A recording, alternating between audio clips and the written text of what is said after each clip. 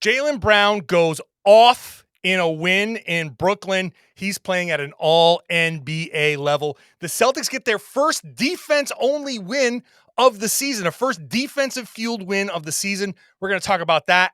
But is there a blueprint for defending the Celtics materializing? It's all right now on the Locked On Celtics podcast. Be ever ready. Recognize the city of champs. Boston, baby, we do what you can't. Locked on number 18, Tatum and Brown, J-team, step back. We gon' wet that and slay teams. Of course, the Celtics, who else could it be? Screaming like KG with the Larry O.B. Karalis above average, assessing the team status. Best daily pod, no cap, salary matching. Clutch like Bird the DJ, keep John on replay. Prime time, dapping up the truth on the sideline. Raining J's, how it started, raising banners, how we finished. Locked on Celtics pod, home of the winners. B.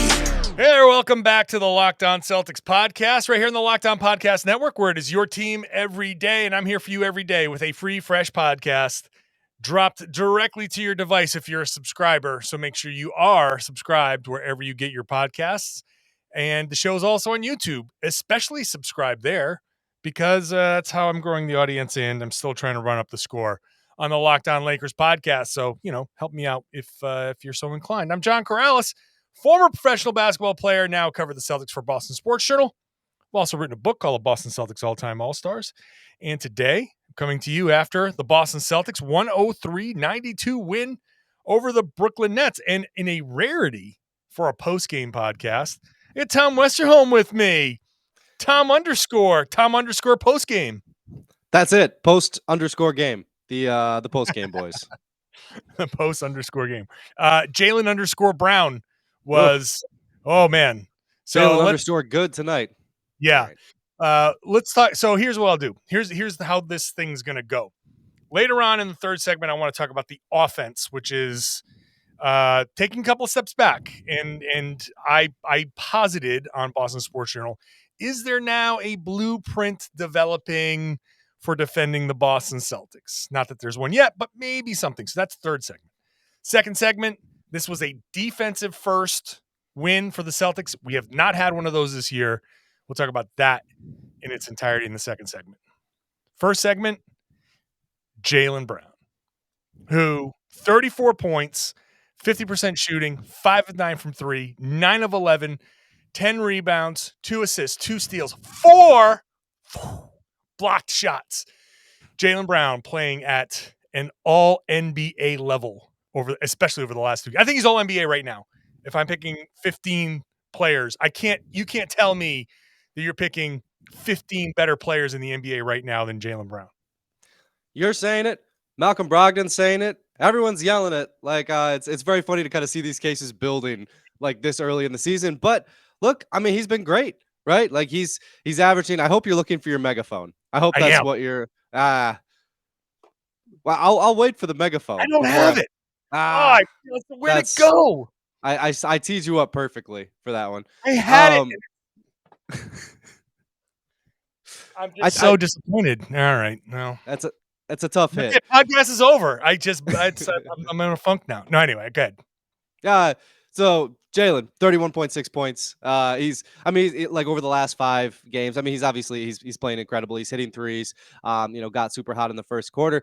I mean, like if you kind of go back through the season, the Celtics have, one of the best records in the NBA. Like there's a strong case to be made for him to be on the All-NBA team at this stage. It's very early, but these narratives do build early, so it's worth talking about at this stage too, I think.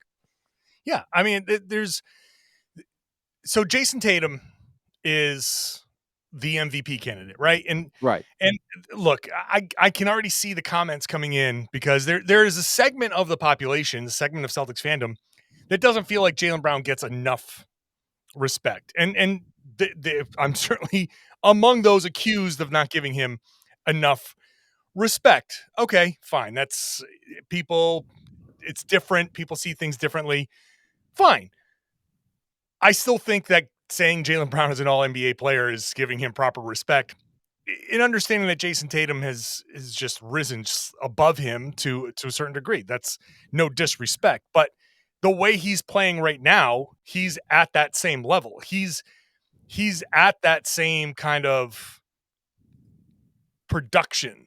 So I don't know. I just feel like when the Celtics have been struggling a little bit offensively, and when they've kind of needed somebody to carry them through, he's been the guy.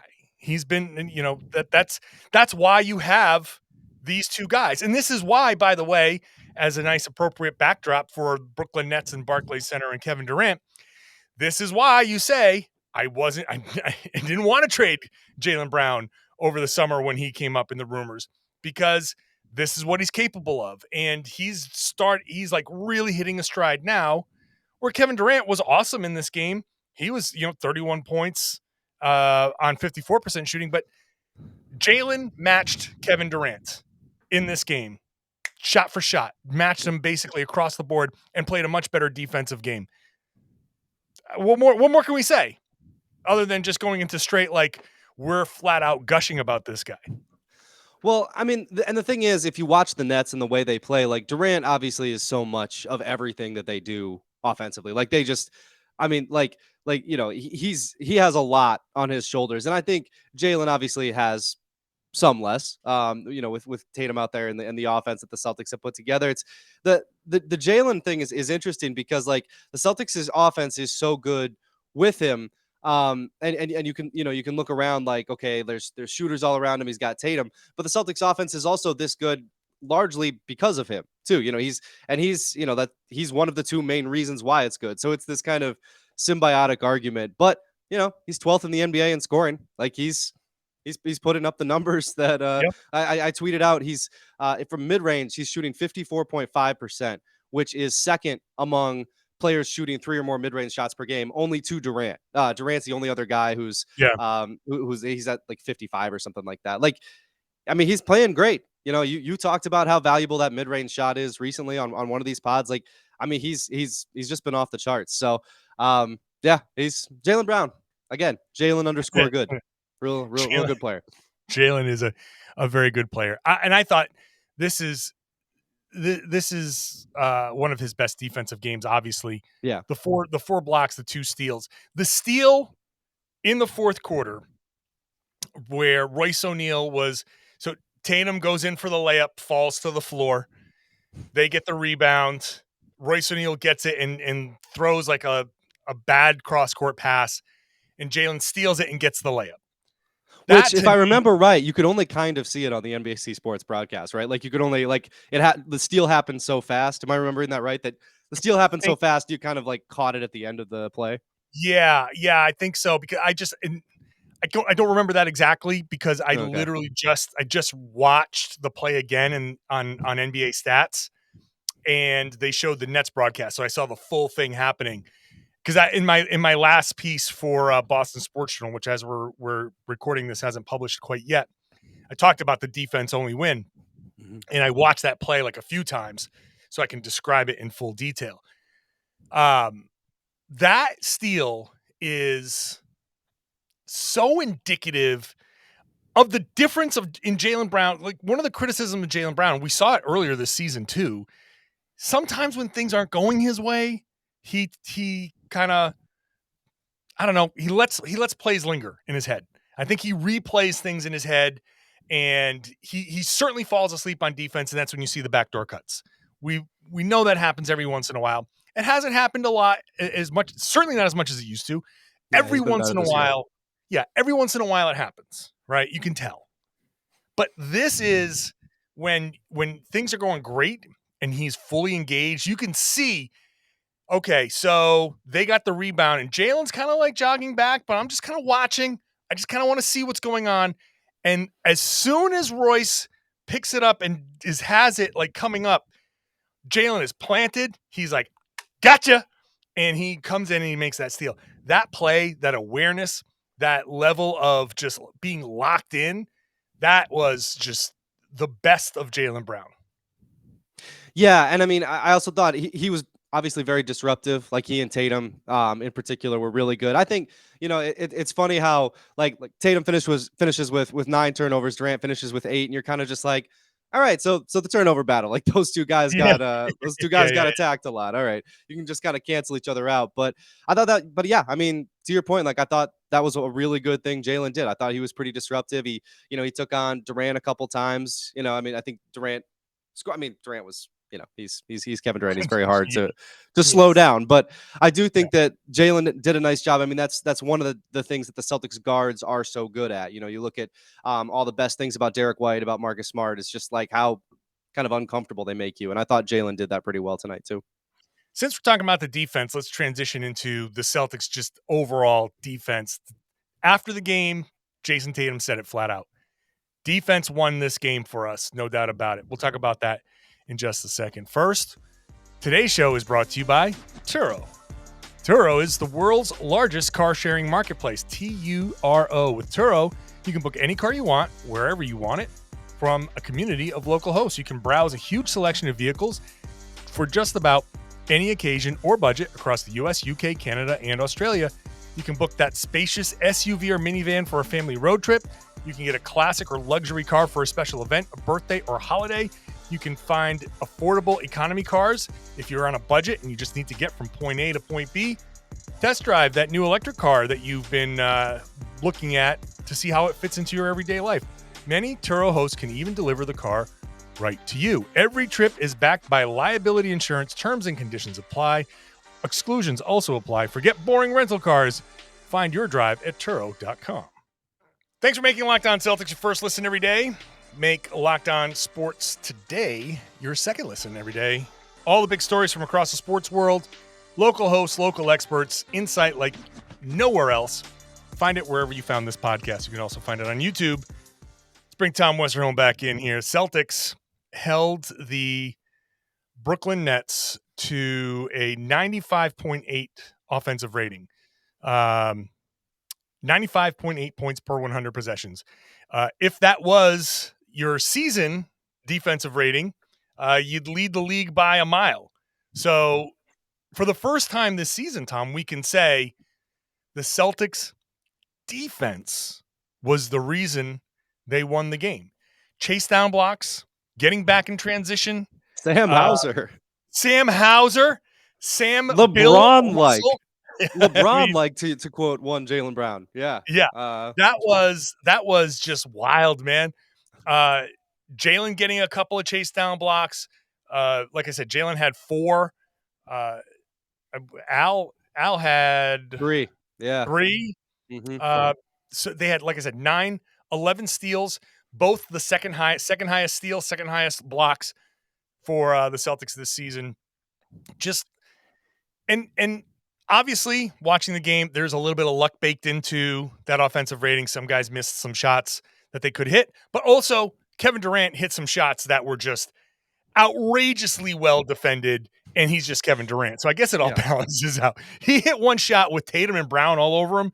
I was like, how do you do that, Kevin Durant? And he was just like, just kind of ran back. But to be very topical here, it was very similar to the goal that Kylian Mbappe scored today during the World Cup, where there's no window. There's no window for that ball to go in, and somehow he snuck it through Tatum and Jaylen. I'm sure you were glued to your TV for France today. I am well aware of that soccer point that was scored by. I don't know anything about soccer, but it's fun to it's fun to watch and kind of pretend, because there's so many people who do know a lot about it, and I just see them yelling at each other. But I'm like, hey man, I enjoy watching it. I just don't know anything about it. It is actually fun to watch. It is fun to watch. Although I have not watched a second of the World Cup. I have not watched 1 second. The first thing I saw was a tweet about a goal that got overturned because Qatar is hosting and it's all corrupt, and I'm like, I'm not even paying attention. This is my one man stand. I'm sure, Tom, that I'm making a dent in the ratings, taking my one man stand against. My wife is also taking that stand, but I don't think she was probably going to be watching too much anyway. Yeah. So that's a long way of saying that that shot by Kevin Durant was very difficult, very well defended. But the defense, though, I think the timing, and like Joe Mazzulla had said, the defense is trending in the right direction. Yeah, and it's kind of, It is trending in the right direction for sure. They are getting better. They're up to 14th now defensively. So, Yeah. and part of that is a small sample size, right? It's still, there's still 24 games. So they've still only just played a little bit more than a quarter of the season. So there's so much season left that there are still wild swings. 95 defensive rating really vaults you up the rankings right now. But it's still, look, when things settle, we're looking at the Celtics as the number one offense. Where things settle defensively tells you how much of a real true contender they are. Number one offense, because they're so historically good right now, carries their defense, which has been mid, as you like to say. You get that defense up into the top 10, and now you got something. And Tom, there's a certain defensive player that hasn't played yet this season who is pretty close to coming back. Yeah, the way Malcolm Brogdon has been, kind of caping for everybody to get postseason awards. I'm kind of waiting for him to be like, Rob Williams has got to be the defensive player of the year. Like he hasn't even been here, and look at the difference it's made. He's been very enthusiastic about caping for these guys. I need to get Malcolm Brogdon on board. Can you get me like sports reporter of the year? Can he I need to this?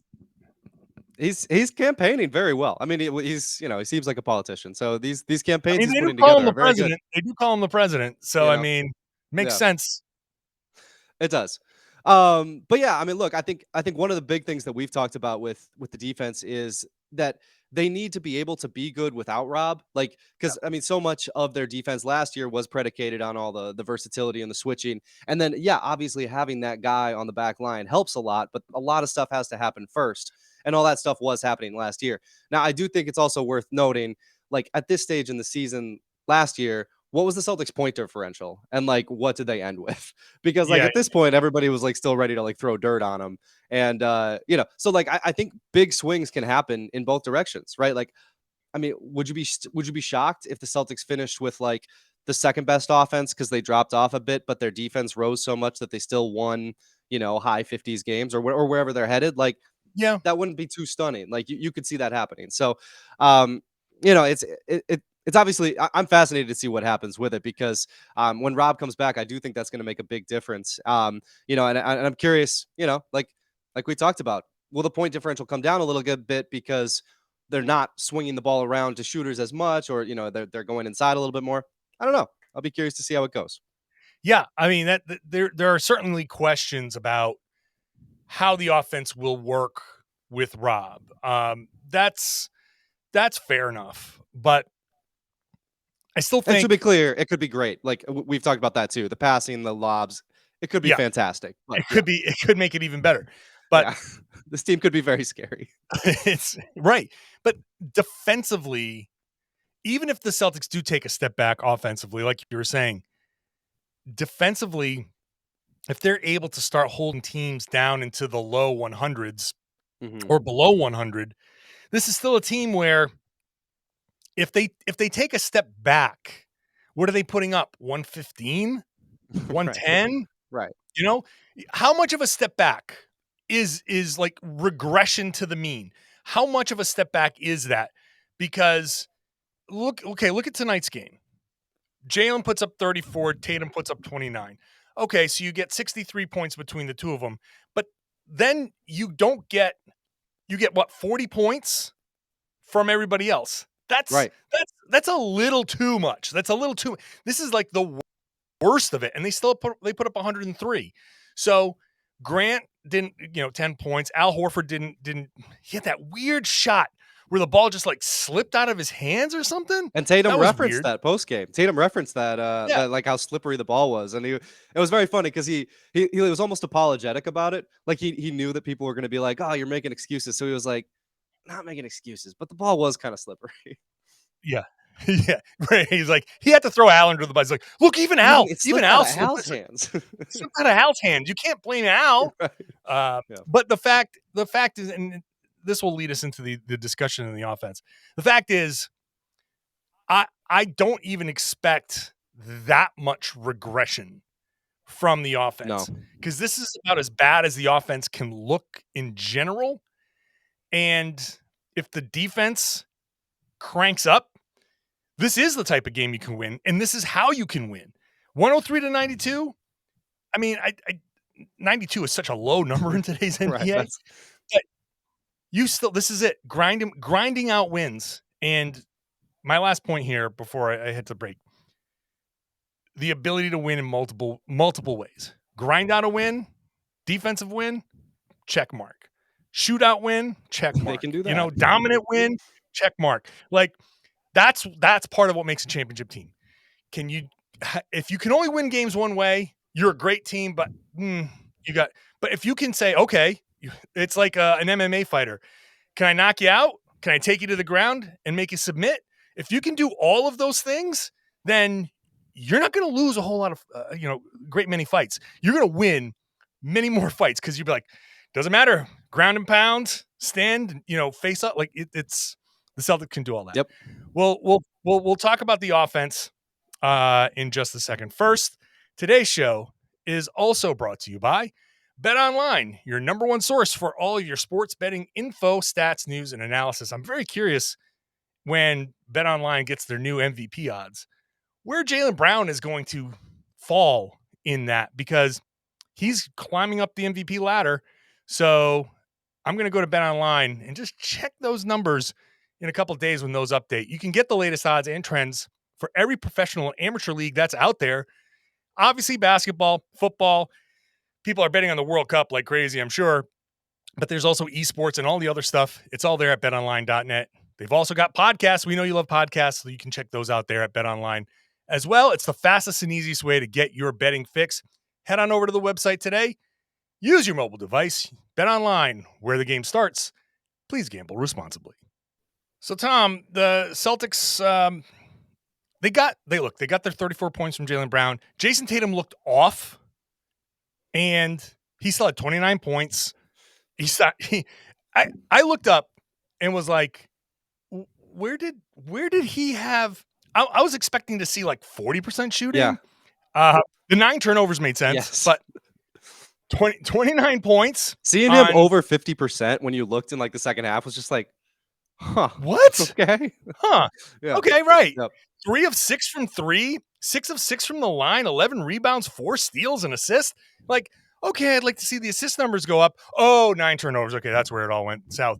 But it just The ball was slippery. The ball was slippery. But he was like, but he knew. He was like, yeah, I was just kind of throwing it out of bounds. He kind of knew that he had a really bad night. And this is where I raised the question, is there a blueprint developing for defending the Celtics? Because you get the big performance from Jaylen. You get ultimately big numbers from Jayson Tatum. But what you don't get is the assists. 18 assists overall. Jaylen has 2. Jayson has 1. No Marcus Smart. So, Marcus could have had an impact. And one of the things that Marcus does well is, come on, guys, let's go, run, pick up the pace. And he does move the ball well. But the switching defense, we've seen it now 2 games in a row where even 3 games in a row, the Celtics put up a ton of points. It was mostly zone against Miami, but the first game around. The second game around, it was more switching, I should say. So I'm going to correct myself. This game was a lot of switching. The bait, and I talked about this after the last game. The Celtics can't avoid taking the bait. When you dangle a mismatch out there, they're like, oh, yeah, baby. Give me that mismatch, baby. I want it so bad. You're like, no, it's a trap. You're like, no, I got it this time. And they fall into turnovers. They get themselves blocked. They don't spray the ball. The gravity that Tatum and Brown generally create is not there. I think Derek White having a bad game, 1 for 5, is a byproduct of that because you don't get the same types of shots. Al Horford having a bad shooting night is a byproduct of that because you don't get the same kinds of shots, no matter how slippery the ball is.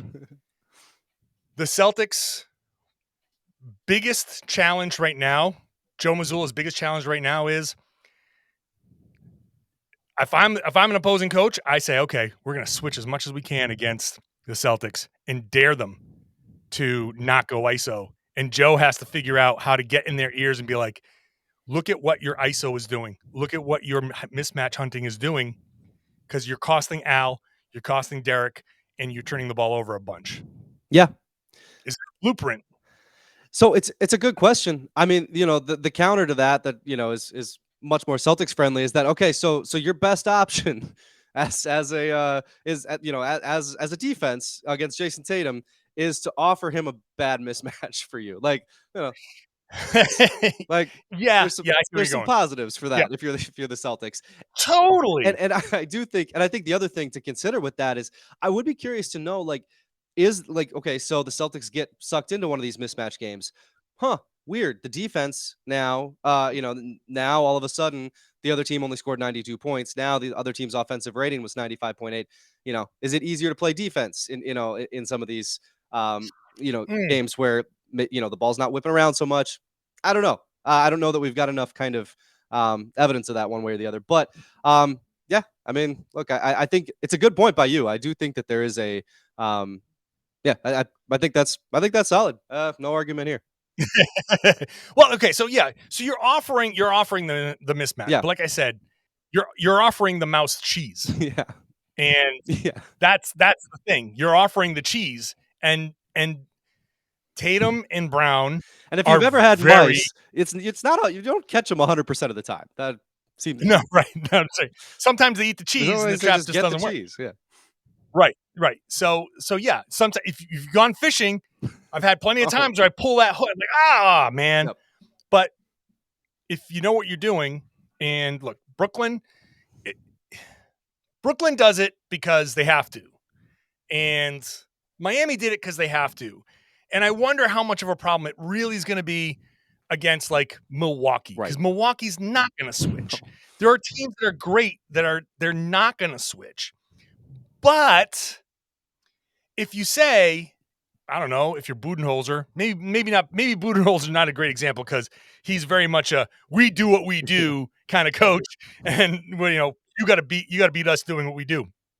But if you're looking at results and you're facing a juggernaut of a team that the Celtics are right now, you say, okay, Tatum and Brown, they love to ISO. They've gotten away from it because of the offense, but when they see switches and they see a mismatch in front of them, they'll go for it. All you got to do is overhelp behind it, and they're not going to pass out of it because they just see that big tasty mismatch in front of them and they want to eat. So it might be counterintuitive because you're daring Tatum and Brown to beat you one-on-one and in a 7-game series, because ultimately all of this stuff boils down to, Right. Can it happen 4 times in 7 games? Ultimately, this might not even matter because you say, okay, fine, we're going to switch. And Tatum and Brown are still going to beat you 4 times. So I could be sitting here just making up a problem. But also, when you see something, like what are we striving for here? We're striving for perfection. We're striving for like no flaws whatsoever. And I just see a little bit of a flaw, and they still won the game. I'm talking about a game where they won.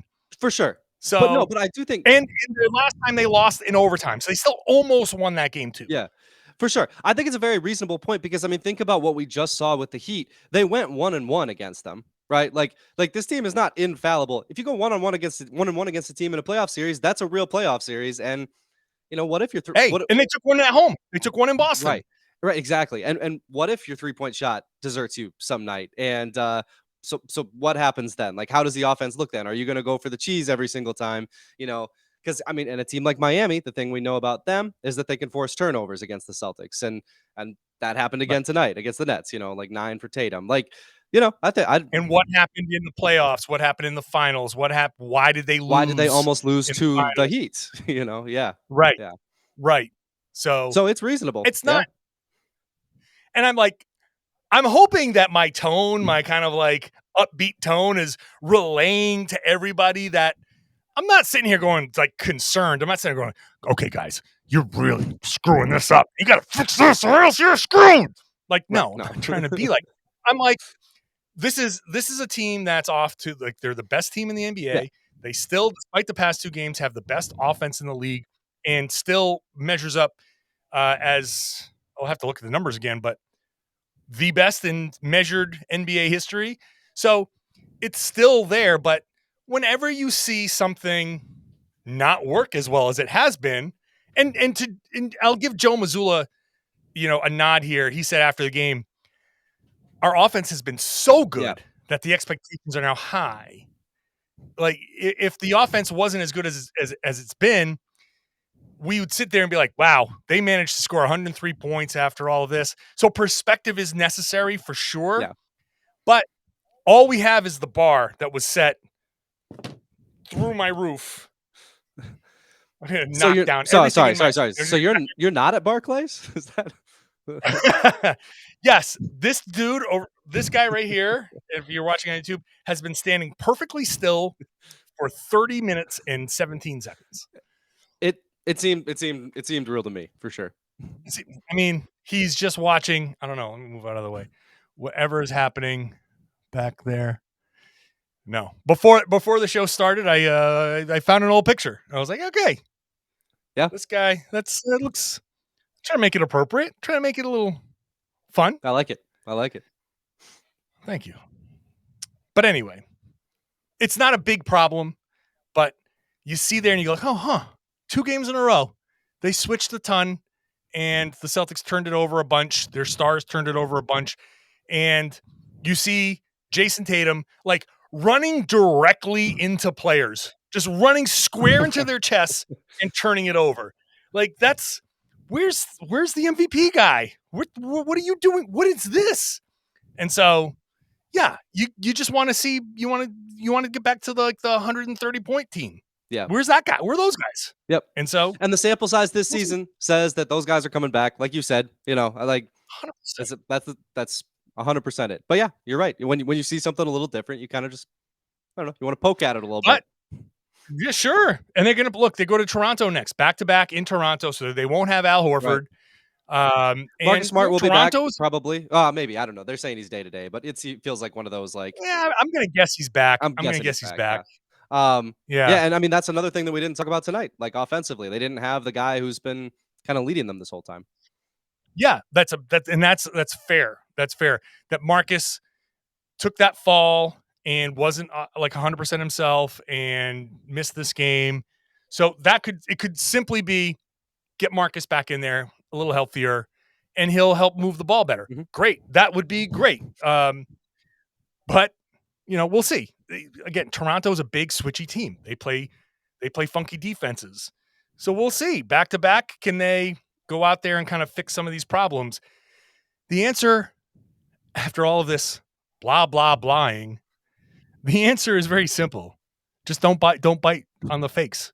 Don't bite for the fake. Do not eat the cheese. Don't eat the cheese. Move the ball. Because if I'm sitting here and I'm Jayson Tatum and I'm Jaylen Brown and I see Joe Harris in front of me, I'm like, oh, baby, here we go. Okay, that's fine. But if you drive past Joe Harris and they collapse, kick it. Yeah. You don't have to. I said this on after the last game. You can attack without having to score. And this is where they need to you attack the mismatch. You collapse the defense. You've done your job. Spray it, kick it. You've done your job. You've gotten 4 or 5 guys surrounding you. Give it up, and you'll get it back if you need to. Those guys, the next guy will drive and attack, and then you go into the corner and you get that 3. Anyway, that's it. Yep. It's very simple. It's a very simple thing. I think that sums it up. Solid podcast. Thumbs up. Thanks, Tom. Thank you. Appreciate you. Good to have Tom on a postgame pod. Good to have you with me on a postgame pod. It's fun. I like to talk about all kinds of stuff here. Good, bad, and different. I've had people in the comments. My favorite comment recently was, you can't seem to just give a compliment. But it's not about giving a compliment. We see things on the floor, and even a guy who's had a great game like Jaylen Brown, maybe he did something wrong. Jayson Tatum had a great game in some respects, and he had a terrible game in some others. It's all about letting you know everything that we see, and then you go from there. And maybe we see it again, and maybe we don't. That's our job. So I hope you've enjoyed us doing our job. And if you're not a subscriber, I hope you've enjoyed it enough to hit that subscribe button. If you're on YouTube, Ring that bell. You'll find out when we drop the videos. And if you are a subscriber, would love it if you shared the podcast. Tell your friends, your family, everybody that they should be listening to and watching the Locked On Celtics podcast here on the Locked On Podcast Network. Your team every day.